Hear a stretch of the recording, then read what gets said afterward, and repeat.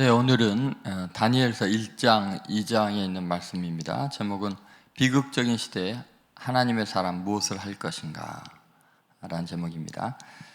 세상이 너무 흉흉하죠. 요새도 그렇고 전쟁이 여기저기서 도처에서 일어나고 있고 또 잔인하게 젊은 사람들이 전쟁터에서 죽임을 당하는 참혹한 일들, 그리고 민간인들이 폭격으로 아무 이유 없이 죽어나가는 그런 시대입니다. 그럼에도 불구하고 그것이 부끄러운지도 모르고 계속해서 그 잔혹한 일들이 끊임없이 일어나는 세상입니다. 더구나 자연재해가 좀 너무 우리 피부에 와닿게 느껴지죠. 우리가 생각했던 것보다 훨씬 빠르게 지구의 멸망이 다가오는 것 같은 생각이 들 정도입니다. 9월 중순인데 8월 한여름 그 더위처럼 너무나 더운 날씨 속에서 이 몸이 굉장히 힘들어하는 것 같아요. 몸이 이때쯤 좀 시원해져야 되는데 견디기 힘든 그런 상황인 것 같습니다. 이러한 이제 그 재앙의 소문들이 여기저기서 나고 있고 지구가 무너져가는 이 절망적인 이런 시대, 그럴 때 하나님의 사람인 우리 믿는 사람들은 과연 무엇을 할 것인가? 도대체 이럴 때 어떤 마음가짐과 어떤 자세로 살아가야 될 것인가? 이것은 세계적인, 국가적인, 사회 전반적인 악이 횡행하는 이런 모습뿐만 아니라 우리 개인의 삶 속에서도 마찬가지죠. 개인이 부딪히고 겪고 있는 주위의 상황들이 내가 감당할 수 없을 만한 위기의 상황이 계속되고 있을 때, 그때 하나님의 사람은 무엇을 할 것인가? 도대체 이 시대 우리는 어떻게 살아가야 할까요? 첫 번째는 하나님의 다스리심을 확신하라 입니다. 한번 따라해보세요. 하나님의 다스리심을 확신하라. 여러분, 아무리 세상이 흉흉하고 전쟁의 소문이 일어나고 자연재해가 여기저기서 지구를 무너뜨릴 것 같이 일어나도 그 모든 상황은 하나님의 통치 아래 있다. 하나님의 다스리심 아래 있다. 그것을 믿어야 됩니다. 이것은 역사의 주권자가 하나님이신 것을 우리는 확실히 믿어야 된다. 그러니까 이런 재앙과 위기가 닥칠 때 우리는 하나님의 다스리심에 대한 확신을 다시 한번 고백할 필요가 있다는 것입니다. 자, 한번 보시죠. 다니엘이 포로로 잡혀가고 이스라엘은 완전히 멸망당하고 하나님의 성전이 파괴된 상황에서 그 모든 것은 하나님께서 친히 주관하시는 거다, 이렇게 고백을 합니다. 자, 다니엘서 1장 1절과 2절 한번 같이 읽어보겠습니다. 유다 왕 여호야김이 다스린 지 3년이 되는 해, 바벨론 왕 느부갓네살이 예루살렘에 이르러 성을 에워쌌더니 주께서 유다 왕 여호야김과 하나님의 전 그릇 얼마를 그의 손에 넘기심에 그가 그것을 가지고 신할 땅 자기 신들의 신전에 가져다가 그 신들의 보물창고에 두었더라. 여기서 2절의 그 표현이 놀랍잖아요. 주께서 그 얼마를 그의 손에 넘기심에, 이렇게 나오네요. 바벨론 왕은 자기 힘으로, 자기의 능력으로 지금 이스라엘을 쳐들어와서 그냥 왕을 잡아가고 또 성전에 있는 기구들, 그릇들, 보물들을 다 뺏어 가잖아요. 그런데 성경은 뭐라고 표현해요? 그것은 주께서 그의 손에 넘겨주었다. 이것이 바로 역사관입니다. 그리스도인의 역사관. 무슨 말이냐면 지금 이러한 하나님의 성전이 파괴되고 하나님이 안 계신 것 같은 상황인 것 같잖아요. 그 하나님의 백성 선민들이 포로로 잡혀가고 무너지는 그런 절망적인 상황 아닙니까? 그런데 그것이 누가 친히 하신 거라는 거예요? 하나님께서 하신 것이다. 자, 어떻게 해서 그게 가능할까요? 사실은 수없이 많은 예언자들, 선지자들이 외쳤던 말 아닙니까? 예레미야를 비롯해서 회개하라고. 아무리 하나님의 백성이어도 범죄하고 타락하면 하나님이 반드시 심판하신다. 그 하나님의 말씀이 이루어지는 방법이 바벨론 왕 느부갓네살이 예루살렘을 침공해서 이렇게 하나님의 성전까지 다 파괴하는 이제 그런 일들로 진행이 된 것입니다. 우리는 이제 표면적으로 생각할 때 어떻게 하나님의 교회가 무너질 수 있는가, 이 시대에 어떻게 이렇게 하나님의 이름이 땅에 떨어질 수 있겠는가라고 하지만 그것은 하나님께서 범죄하고 타락한 자기 백성들을 심판하시는 하나님의 절대적인 주권이 전혀 믿지 않는 바빌론 같은 느부갓네살 왕 같은 그런 세상의 주권자들을 통해서 교회를 핍박하게 함으로써 하나님의 심판이 진행이 되고 있다는 것입니다.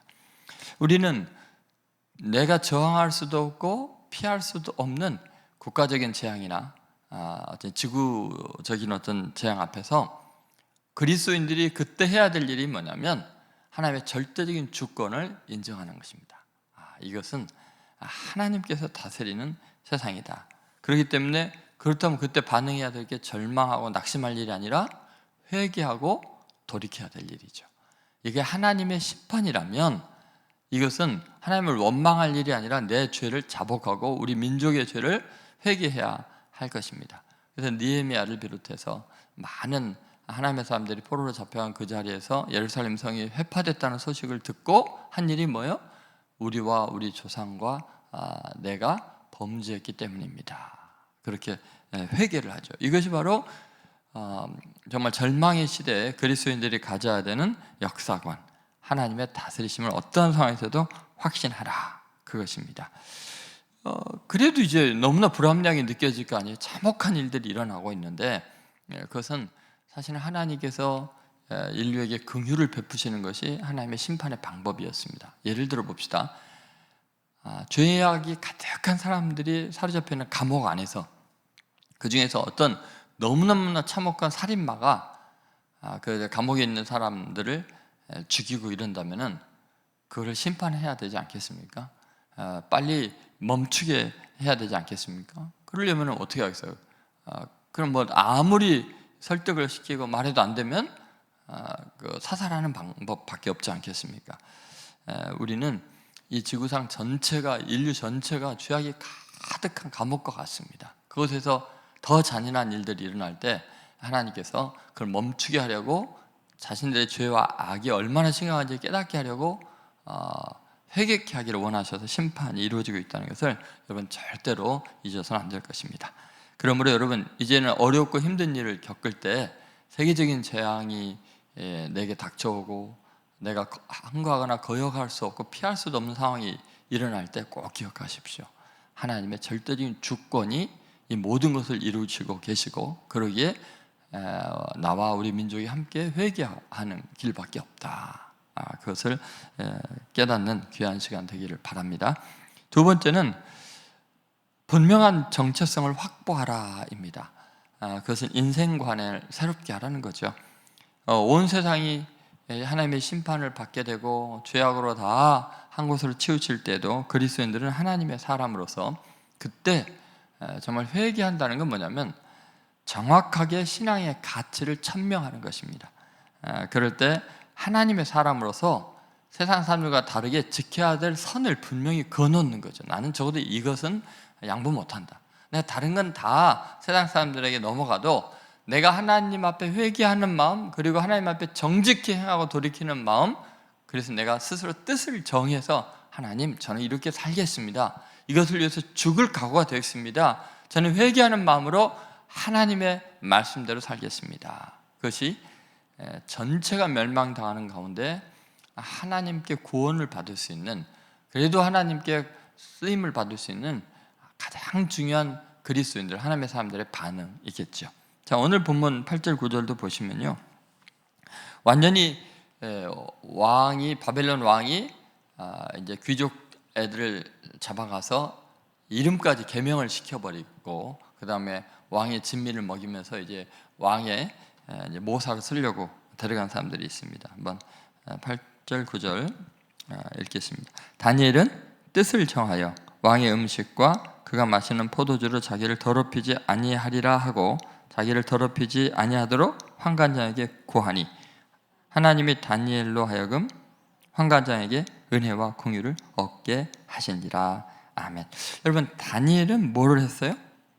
그 절망적인 상황에서 자포자기 하는 게 아니라 될 대로 되라고 하는 게 아니라 세상이 다 무너져가고 하나님의 심판을 받고 있는데도 뭐 했어요? 뜻을 정하여. 뜻을 정하여. 아니, 지금 뜻을 정할 상황입니까? 포로로 잡혀갖고 아무 희망이 없는 그런데도 다니엘은요 분명한 정체성을 확보하고 있었어요. 나는 하나님의 사람으로서 뜻있는 사람이 되겠다. 분명한 선을 가지고 살겠다. 정해서 뭐라 그랬어요? 왕의 음식과 그가 마시는 포도주로 자기를 더럽히지 아니하리라 하고, 자기를 더럽히지 아니하도록 환관장에게 구하니. 여러분, 포로인 주제에 무슨 자기를 더럽히지 아니할 만한 자존감이 있겠어요? 노예처럼 끌려가고 완전히 모든 권리를 박탈당하고 인간의 존엄성을 다 빼앗긴 상태에서도 그 지옥 같은 그 상황 속에서도 어때요? 나는 하나님의 사람이야. 나는 내 자신을 더럽히지 않을 거야. 여러분, 온 세상이 다 무너져 가고 있는데, 절망적이고 희망이 없는데, 나는 더구나 포로로 잡혀가 있는데, 그럼에도 불구하고 하나님의 사람들은 자기의 정체성을 명확하게 하는 것입니다. 세상이 어두울수록, 악해질수록 하나님의 사람들이 해야 될 일이 있습니다. 그것은 뜻을 정해서 세상에 물들지 않는 겁니다. 자신을 더럽히지 않도록 하는 것입니다. 그래서 오히려 세상이 죄악으로 가득하고 하나님의 무서운 심판이 임할 때일수록 우리 그리스도인들은 내가 누구인가, 자기 자신에 대해서 한번 돌이켜봐야 합니다. 나는 세상 사람과 다른 사람이 아닌가. 예를 들면 요셉을 한번 생각해 보세요. 노예로 끌려갔어요. 노예로 팔렸어요. 그리고 참 비참한 생활을 하고 있습니다. 그런데도 뭘 어떻게 하죠? 하나님과 동행하면서 명확하게 자기의 선을 긋죠. 보디발 장군의 아내가 유혹을 하는데 그 앞에서 내가 어찌 이 큰 악을 행하여 여호와 앞에 득죄하리까. 나는 하나님의 사람이다. 나는 세상의 기준대로 사는 사람이다. 나는 내 몸을 더럽힐 수가 없다. 뜻을 정하는 삶을 살았습니다. 여러분, 세상이 흉흉하고 모든 것이 무너져 가거나 또 자기와 관계된 모든 것들이 다 잃어버리고 포로처럼 이렇게 끌려가는 것 같은, 세상에 정말 노예살이 하는 것 같이 비참하게 살아가는 것 같을 때 하나님의 사람만은 어떻게 해야 돼요? 뜻을 정해서 자신을 더럽히지 않도록 하는 것입니다. 그것이 하나님께 쓰임받는 놀라운 길이죠. 제가 한번 나중에 자세한 말씀 드리겠습니다만, 며칠 전에 SK 전 부회장이었던 신한철 장로님을 만나서 이야기를 나눈 적이 있습니다. 근데 그분이 SK 부회장으로서 굉장히 중요한 일을 할 때 이제 그 SK를 설립하신 분이 돌아가시는 굉장히 중요한 장례식에 초청을 받게 됩니다. 부회장이니까 당연히 그러겠죠. 최태원 회장도 옆에 그 유족들이 있고, 아주 선별된 SK의 최고의 고위자들 한 200명이 맨 둘러서 있고 기자들도 다 있는 상태였고 호명을 합니다. 맨 먼저는 그 아들들 와서 그 절을 이제 하게 하고 완전히 이제 제사를 지내는 거죠. 절을 하고 다 분향하고 절을 해요. 그런데 이제 이렇게 자기의 순서가 오는데 딱 네 명만 부회장단을 불러서, 최고 임원진을 불러서 이제 분향을 하게 하는 겁니다. 근데 다른 사람들이 다 절을 합니다. 근데 그 들어가기 전에 얼마나 고민을 했겠어요. 내가 장로인데, 하나님 믿는 사람인데 절을 하면 어떻게 하는가. 차마 절을 할 수가 없겠더래요. 내가 섬기는 하나님을 배신할 수가 없겠더래요. 밑바닥부터 올라온 사람인데 부회장까지 됐잖아요. 그래서 옆에 있는 사람들이, 다른 부회장들이 다 절을 할 때 자기는 무릎을 꿇고 꺾어 서서 기도를 했대요. 하나님 앞에 서 있기는 위해서 하나님 앞에 간절히 기도를 했대요. 근데 뭐 200명이 넘는 사람들이, 그 아주 굉장히 중요한 사람들이 경제계 건물들이 보고 있는 상태에서 자기만 절을 안 한 거예요. 그러면 이제 완전히 찍혔다 생각을 했어요. 그런데 나중에 보니까 최태원 회장이 우리 교회 우리 회사에 진짜 훌륭한 크리스찬 장로님이 계신다고, 그러니까 하영주 목사님한테 자랑을 하더라고. 그리고는 나중에 이분이 승승장구합니다. 그 국가의 아주 중요한 직책들 이 사람에게 맡깁니다. 신실한 사람. 요새 펜싱에 우리나라 갑자기 이렇게 막 금메달 많이 따고 그랬잖아요. 그때 이분이 펜싱 협회 이사장을 국가에서 임명을 해서 완전히 시스템을 바꾸고 이렇게 하고, 그다음에 정명훈 씨 국립 교양학단인가요? 그거 할 때 또 이사장을 맡아서 그 어려운 문제들 다 해결하고 이런 일들을 하시게 되죠. 이런 겁니다. 세상이 악해지고 추해질 때일수록 그리스도인들은 자신을 더럽히지 않도록 자신의 정체성을 확고히 하는 것, 그것이 하나님께 쓰임받는, 하나님께서 사랑하시고 구원하시는 굉장히 중요한 일이라는 것을 잊어서는 안 됩니다. 세 번째는 시대적 사명을 발견하라는 거예요. 아주 시대가 어렵고 힘들면은 사명감에 불타올라야 합니다. 그래서 구원관, 이 시대에 내가 이렇게 노예로 끌려온 이유가 뭔지를 알게 됐다. 이 사명을 발견하는 거예요. 시대적 사명을 발견하는 거예요. 왜냐하면 느부갓네살 왕이 꿈을 꿨는데 아무도 해석을 못하니까 애굽 그 바벨론 전체에 있는 모든 박사와 술객들을 다 죽이라고 하잖아요. 그때 다니엘이 하나님 앞에 기도하고 왕에게 가서 왜 이렇게 급하십니까? 제게 기회를 주시면 살아계신 하나님께서 알려주실 것입니다. 해결할 수 없는 문제가 발견된다는 것은 하나님이 역사하실 기회라는 겁니다. 인간 누구도 해결할 수 없는 절대적인 절망 앞에서 우리는 오히려 하나님의 역사하실 기회가 하나님의 살아계심을 드러날 기회다. 그래서 세상이 힘들고 어려울 때 하나님의 살아계심을 드러낼 수 있는 기회를 알고 시대적 사명을 발견해야 됩니다. 지금 이렇게 전쟁의 소문이 가득하고 자연이 무너져 나간 이럴 때야말로 하나님의 살아계심을 증거하고 복음을 전하는 사명에 불타는 그리스도인들이 되어야 할 것입니다. 한번 그 일이 어떻게 진행이 되는가 한번 2장 27절부터 28절 보시죠. 2장 27절에서 28절. 다니엘이 왕 앞에 대답하여 이르되 왕이 물으신 바 은밀한 것은 지혜자나 술객이나 박수나 점쟁이가 능히 왕께 보일 수 없고, 이건 무슨 말이에요? 세상 사람들이 어떤 능력 있는 사람도 해결할 수 없다는 거죠. 자, 28절. 오직 은밀한 것을 나타내실 이는 하늘에 계신 하나님이시라. 그가 느부갓네살 왕에게 후일에 될 일을 알게 하셨나이다. 왕의 꿈 곧 왕이 침상에서 머릿속으로 받은 환상은 이러하니이다. 이것은 오직 은밀한 것을 나타내시는 하늘에 계신 하나님이시라. 그가 해결해 주실 거다. 이런 이야기를 하고 있습니다. 시대가 어려우면 인간들이 한계를 느끼게 됩니다. 과거로도 안 되고 그렇잖아요. 지금 이 자연재해를 과거로 해결할 수 있어요? 얼마 전에 중국에서 인공광어를 통해서 뭔가를 해결하려고 했다가 완전히 더 어마어마한 재앙이 닥치는 것들을 경험했잖아요. 속수무책입니다. 엄청나게 쏟아지는 비, 폭염, 산불, 인간이 할 수 있는 게 없습니다.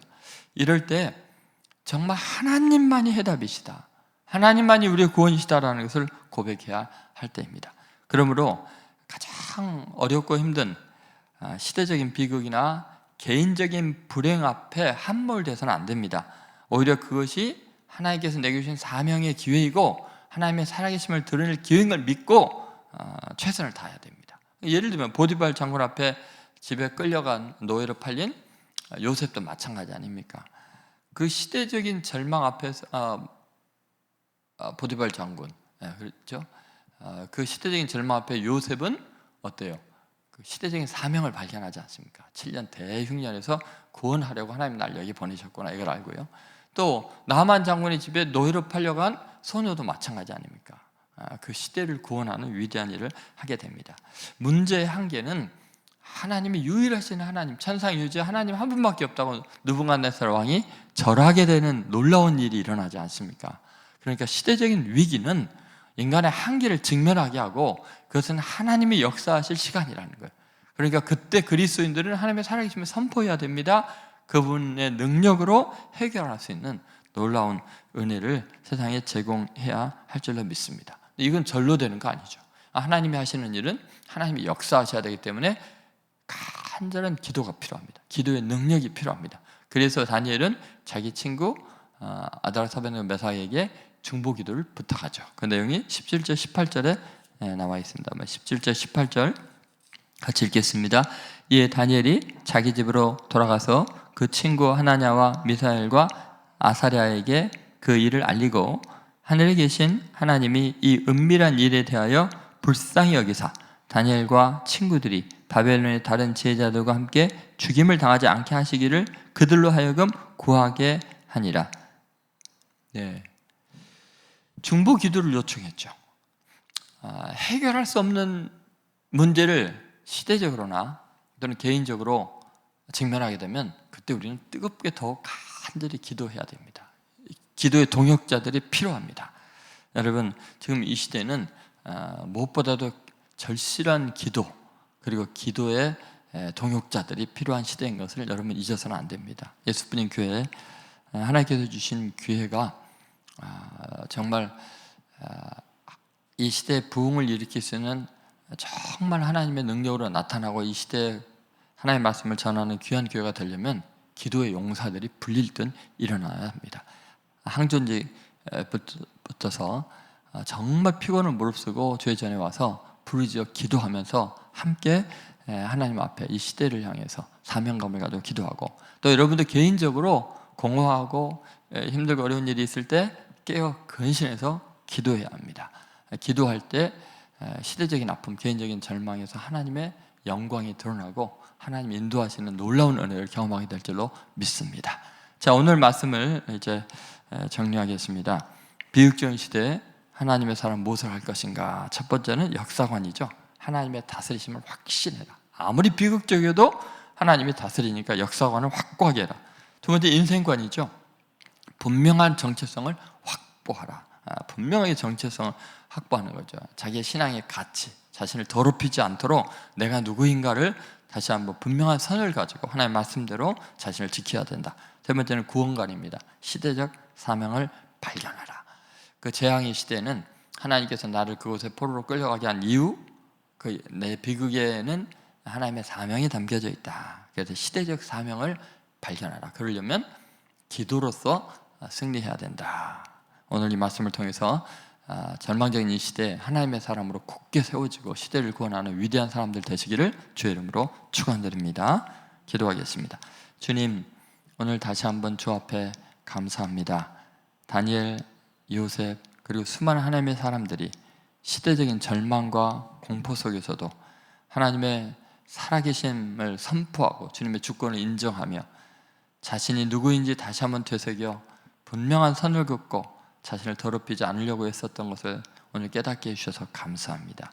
오히려 내 인생에 정말 힘들고 어려운 상황이 수많은 사람들을 구원하려고 그들과 같은 형편으로 하나님께서 몰아가셨다는 것을 오늘 깨닫고, 어떠한 상황에서도 시대적 사명을 발견하고 하나님께 쓰임받기를 소망하는 뜨거운 기도로 승리하는 저희들이 되게 하여 주옵소서. 주님, 이 시대에 예수뿐인 교회가 불같이 일어나기를 원합니다. 기도의 용사들이 일어나게 하시고 하나님 말씀대로 살려고 애를 쓰는 귀한 사람들이 세워지게 하여 주시고, 그리함으로 이 절망적인 시대에 다니엘처럼 요셉처럼 수많은 하나님의 사람처럼 귀하게 쓰임받는 예수뿐인 교회 성도들 되게 하여 주옵소서. 감사드리고 예수님의 이름으로 축복하며 기도합니다. 아멘. 지금은 우리 주 예수 그리스도의 은혜와 하나님 아버지의 극진하신 사랑과 성령의 감동 감화 교통하심이 남은 생애 동안 아무리 시대가 아무래도, 아무리 개인적으로 힘들고 어려운 상황이 있어도 하나님께 쓰임받는 분명한 선을 긋는 삶이 되겠노라고 결단하는 하나님의 아들, 딸들 머리 위에 예수뿐인 교회와 이민족 위에 지금으로부터 영원히 함께 하시기를 간절히 축원하옵나이다. 아멘.